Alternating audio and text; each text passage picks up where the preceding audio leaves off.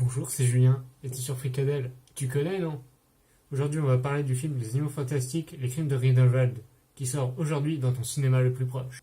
Aujourd'hui, c'est moi, Julien, et pas Jules Fricadelle, comme j'ai peur de dire des bêtises, et je vais parler surtout de mon avis. On fera des bonnes analyses plus tard. Par contre, ça va être full spoiler, donc si t'as pas vu le film, vas-y. Alors maintenant, c'est la partie pas écrite, donc ça va être peut-être full malaise. C'est un film que j'attendais beaucoup. À la base, Fricadelle, c'est un peu autour de ce film-là. Comme la première vidéo de Fricadelle, ça devait être une vidéo où je dis le monde de J.K. Rowling, ça devient un peu de la merde. Du coup, après, en faisant des recherches, je me suis vraiment remis dans l'univers que j'aimais énormément quand j'étais petit. Ça veut dire beaucoup pour moi, Harry Potter. J'avais adoré le premier Animaux Fantastiques, comme justement, c'était un autre univers, ça parlait pas trop des personnages d'Harry Potter. J'adorais le fait qu'on voit un autre monde, on voit les magiciens des États-Unis, dans une autre période que Harry Potter ou que actuellement. Enfin, de Harry Potter, c'est pas vraiment une époque, c'est peut-être un peu à n'importe quelle époque, même si c'est dans les années 90. Alors, le film en lui-même, qu'est-ce que ça vaut? Bah, d'abord, ce qui m'a marqué, c'est qu'il y a beaucoup de personnages et on comprend pas tous leur motivation au début. Il y a beaucoup de groupes. La presse dirait beaucoup que c'est un Game of Thrones. Il y a beaucoup de petits clans. Et surtout avec Newt et son frère et sa copine, donc Leta. Je comprenais vraiment pas leur lien au début. Et Leta, en plus, je la confondais des fois avec la femme qui est avec Grindelwald et aussi avec Nagini. Et surtout, les problématiques de la fin du premier film sont trop vite balayées, je trouve. Il y a le moldu, Jacob, et directement, il a plus le sort d'oubliette. Je fais, bah oui, allez, Credence, qui est pas mort, en disant, bah oui, tout le monde savait qu'il est pas mort, sauf toi, Newt, tu es bête. Pourquoi avoir oublié Jacob pour le remettre directement au début du deuxième sans explication intéressante? Je comprends pas en fait. Oui, et en général, le film est beaucoup trop compact en infos. Il y a beaucoup d'infos et beaucoup d'intrigues pour pas grand chose. Dans le premier, il y avait pas mal ça, mais là, c'est encore plus compact. On dirait que Rowling veut vraiment écrire des trucs, mais à ce moment-là, écrit un livre en fait, fait pas un film. Du coup, là, on comprend rien. Comme à la fin où ça part vraiment dans des explications à la plus belle la vie de ah, mais j'ai tué mon frère, mais non, mon frère c'est toi, mais en fait, non, il est mort par alliance de machin. Fais un livre. Fais un autre livre, Rowling.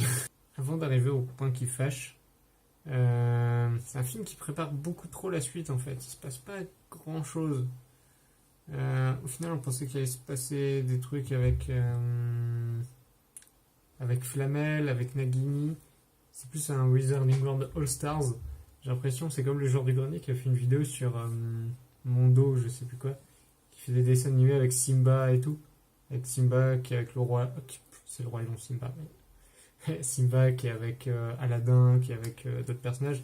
J'ai un peu l'impression de voir ça. Il ramène beaucoup de personnages qu'on connaît déjà, juste pour que ça fasse du All Stars, qui se battent tous en même temps.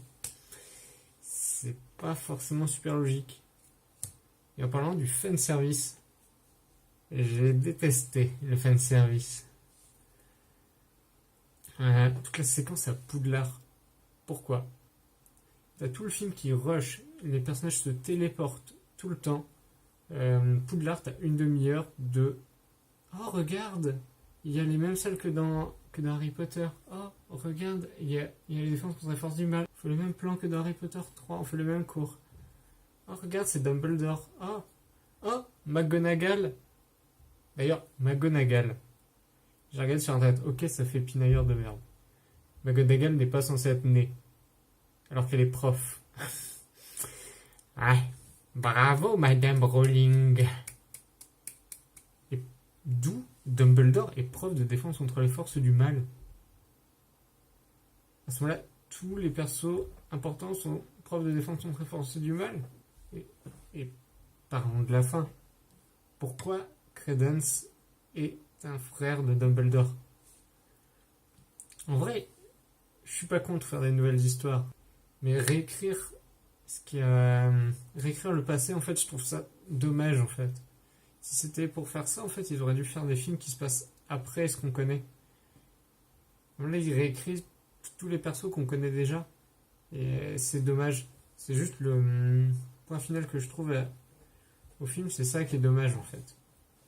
C'est la réécriture de persos. Parce que j'avais peur pour Grindelwald et Dumbledore. C'était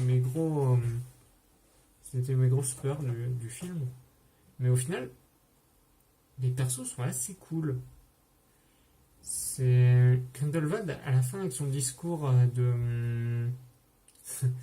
le gros parallèle avec Hitler est vraiment sympa.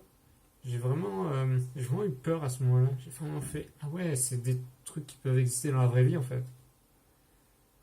Et que Queenie justement le rejoigne. Moi ça m'a quand même choqué pour Jacob. J'étais un peu triste, même si c'est pas logique. Je sais pas où j'ai pas compris, mais Queenie qui rejoint quelqu'un qui est contre les moldus. Bah, c'est pas contre, ouais, qui est contre les moldus, j'ai pas compris en fait. Voilà, j'espère que c'était à peu près clair mon avis, pas très, un peu en impro sur la crime de Grindelwald. Mais au final, ce que je retiens, c'est que au-delà d'être un film que j'ai moyennement aimé, c'est surtout que ça m'a replongé dans l'univers d'Harry Potter, qui est un univers que j'adore et que j'avais vachement délaissé.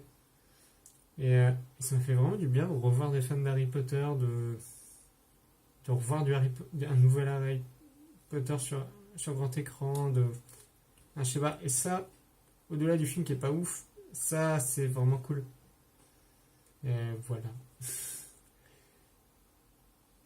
Abonne-toi à Fricadelle pour d'autres vidéos où on parlera plus en détail du film. Parce que là, c'est un peu nul.